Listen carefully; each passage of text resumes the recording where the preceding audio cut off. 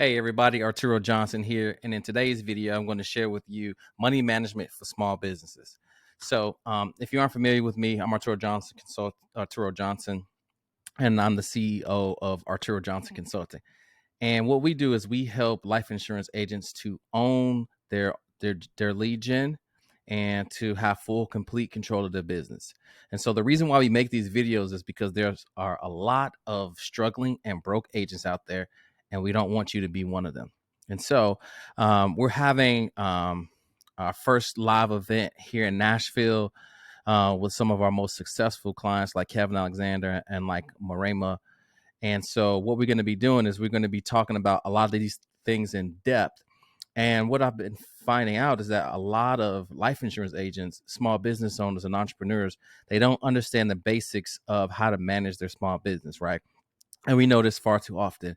The numbers that are getting submitted aren't the numbers that agents are putting in their pocket. Unlike my client, Kevin Alexander, where he is pocketing at least 60% net profit every single month. And the number one and only reason why this happens is because he owns his lead flow. So he's not paying inflated prices. He's not getting bad leads. He's not getting sold leads that are old and stepped on. He has complete control of the pipeline of all his leads. And so what I'm going to do here is just share with you a little bit of what I like to call money management for small business owners, particularly for life insurance agents. And so I've been rereading a book called Profit First from Mike Michalowicz. And in this book, he talks specifically in the beginning about one thing, and that is structuring your business accounts in a proper way. And so for most new agents or new small business owners, they just have one personal account where the money comes in and they pay everything out of there. Netflix, going to Subway, Chick-fil-A, the commissions come in there, paying their team out of there. And this is a mess. And for business purposes, you're co-mingling funds. And this is not a proper way to do things, especially as a business owner. You need to treat your business like a business. And so this isn't good because for tax purposes, you're commingling funds. And so if you were ever to get audited by the IRS, it's going to be so messy. And usually they wait a few years to where everything is such a mess that now they have you. So in order to prevent those situations from happening and to make sure that you're clear, one, on your personal budget and then on your business cash flow, you definitely don't want to be commingling funds. The next thing is you just want to treat your business, let me move myself over, like it's a business so that you have a clear picture of your cash flow. And this is very important because you need to know this one formula. If there's only one thing that you get from this video, it is this: revenue less expenses equals your profit. And so what's your revenue? Usually it's the amount that you are paid that comes in from the commissions and the sales that you make. And then your expenses: team, lead spend, gas, phone burner, CRM, all of those things. And then what's ever left over at the end of the month, this is the profit. Now, most agents are walking around thinking, oh, I wrote 40,000 this month, and they think that they made 40,000 this month, right? But then when you dig into the numbers, okay, how much are you spending on leads? Well, I'm spending about 12 grand on leads. Okay. What about your team? What about this? What about this? Your office space? Oh yeah, well, that's about, I'd say 12, right? And you break it down and you keep on adding the numbers, and they're really only making about 6,000 to 8,000 in net profit. And the average U.S. Median for a life insurance agent is right around 58,000. And so most agents don't realize that they just pretty much have a glorified job because they don't know what that profit is. And so the minimum signs that you have a successful business is you need to be making a minimum of 30% profit in your business. So for example, if you write 100K in a month, you should take home at least 30K. And people may look at that number and say, oh man, that's not really that much. Well, what are you going to use to grow your business, right? You only need so much to live on. Even the top 1%, they know that, you don't need that much to live on. You need to reinvest into your business so that that asset can keep producing cash. And so let me move myself over again.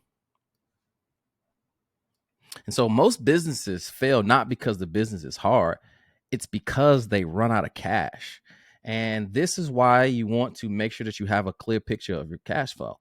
Because if you know what's going out and what's coming in, and if that number is going up or down every single month, then you're in good shape. But most agents don't want to look at this, and it's because they're going into debt, right? They're putting it all on the credit card and they don't really care. They're just looking at this numbers fame, right? Where they're getting glorified for writing so much, but they aren't making any money. And the reason why I made this video is because I don't want you to be one of those agents.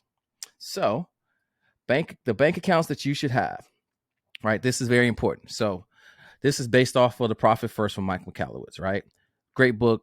Make sure you pick it up. So, number one, you should have a personal checking account and a personal savings. And then you should have a business checking and a business savings. And I'll go into depth and explaining these things in a little bit toward the end of this video. But right now, those are the main 4 accounts that you need to have, right? And so you also need to have a business credit card that pays all the expenses, gas, lunch, leads, mentorship, performance, coaching, travel trips, and online courses. And so here's how this is going to work. You're going to have the 4 accounts that you have and your credit card. And the credit card is going to take care of all of the expenses, and then your revenue is going to come into your business account, right? At the end of the month, you're going to pay off the credit card. So all your expenses are going to be paid off. And then what you're left with, you're going to do a couple things with this. And this is how you're going to be clear with that. And so then the other 3 accounts, you got a business savings, you got a personal checking and a personal savings. And I'll go into what you're going to do with those. So then at the end of the month, you're going to pay from the business checking account the full balance of the credit card. And then less that, this is what we're going to do next. Right. The next thing we're going to do is then that's how we're going to pay ourselves. And this is important is because of these 3 reasons here. One, you get to see exactly how much cash you're bringing in a month. Then you get to manage it from one bank account that's easily to check out and it's clean once a month so you can see if you're growing. Number 3 is going to be you get points for free flights and hotels. And so that's why you want to use that business credit card, because you want to leverage those points and have your expenses, reap dividends for you to fund your lifestyle. And so here is the pro tip. The wealthy don't buy depreciating assets. They buy appreciating assets that then pay for the things they want, like a car or vacation.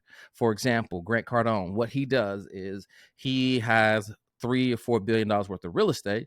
And then from there, he lets those assets fund the Bentley, fund the plane, fund all the trips and the vacations. He doesn't waste his money on depreciating assets, right? What he does is he buys assets that then fund his lifestyle. And this is a paradigm shift for a lot of us, but this is why you want to have clean banking. So if it goes into the business, the question is, well, then when do you get the money? Well, after you have paid the business credit card off in full, then you can pay yourself what is deemed a reasonable salary after you put 15% away for taxes. So remember I said I was going to tell you what you're going to do with those other 3 accounts? Well, here's what you're going to do. So after you pay off the business credit card, so let's say you got 100K and you're going to spend, let's say 25K on ads or leads or whatever. And then the other 25K is going to be expenses. So then what you're going to do is you're going to pay that off in full. And then with the remaining 50, right, you're going to take 15% of that and put it away. And then you're going to take the other, the rest of it, and then that's when it's going to be your profit. So you're going to put away, let's just say 15,000 is going to go into a tax account, which is going to go into the savings. And then you're going to transfer that other 35,000 from the business checking account into your personal checking account. And that's how you're going to pay yourself. And so the 15% would just get transferred from the business account. Then you transfer the salary into the checking, just like I mentioned. And so from here, you also want to start to build a war chest. And that's why that personal checking account comes into hand, because you want to have this war chest just in case something bad happens in a month, the business can stay afloat. And this is very important because most times we're entrepreneurs or small business owners, but we're still living check to check, commission to commission, month to month. And this is how you kind of break that cycle. And so you want to make sure you got money in the bank, because money also makes you a lot more confident. It makes you think in longer terms, horizons. It makes you make more qualified decisions, and it really gets you out of this scarcity and desperation mode. And we all know desperate decisions aren't really good. So what you want to do is you want to take from the 35 that we said we're going to put in a checking account, right? And we want to figure out what our personal expenses. Most people is about $4 to $6 grand, and you want to take from that 35 and you want to put about 18 away, right? And you want to have at least 3 months of that in there. And then you want to start building up your war chest with 3 months in your business expenses. So if your business expenses are about 50K, you need to start chipping away at that and have about 150K in your business savings. And so the rule that I like to live by in order to make this happen, because this isn't something that you're going to do overnight. This is a long-term process to make sure that you build a solid foundation for you, your business, and your personal life, and to keep things clean. And I like the 50-30-20 rule, right? So, you got 50% goes to expenses, 30% to profit, and then that's where that 50-50 split is, where half of whatever you make. So let's say we got 50,000 to expenses, 30,000 out of that 100 is profit. Well, 15 of that is going to go into savings, right? And the other 15 is going to be the profit that I'm going to live off. And then the 20%, the other 20,000, we're going to store that away in that business savings account for taxes, right? Because guess what? You're going to pay a lot of taxes as a small business owner. Once you hit that 100K per mark, I know I'm looking at minimum stroking the check to Uncle Sam for over 30,000 this year with paying quarterly taxes. So definitely don't want to be caught with your pants down, holding a bag of that nature, because it's not a good situation. And so I'm not worried about it because I got a war chest and I've been doing things diligently over the year to make sure that I'm set up for success. And so you should have an account set up on EFTPS.com to pay your taxes quarterly. And most people don't know this, but 1099s and LLC members, they need to be paying their taxes quarterly, and you pay a penalty when you don't do so. So the reason why this is important is because most W-2 employees, before they get their money, taxes are taken out. So there's no penalty for them because every 2 weeks or every week, taxes are coming out of that check. But for 1099s, most people don't get taxes taken out of their check. So the government wants you to pay them quarterly so that you don't get hit with a huge tax bill at the end. Why? So they can make sure that they get their money. And so this is very important because you are paying a penalty, for not paying them quarterly. And there's one saying that your biggest expense when you're successful in business is taxes, because it is the hidden inflation. And so on with this information, right? You should have a healthy and thriving business so that you don't end up like most businesses that fail. And so if you like this information and you want to learn a little bit more about this, I highly recommend Mike Michalowicz's book, Profit First. Or if you would like my help with this, go ahead and click the link below. There is a book that you can check out called How to Get Clients Fast. It's virtually free, and that'll kind of get you on the path, as well as an option to book a direct one-on-one call with myself or my team. And I hope this video is valuable. I'll see you in the next one. Take care.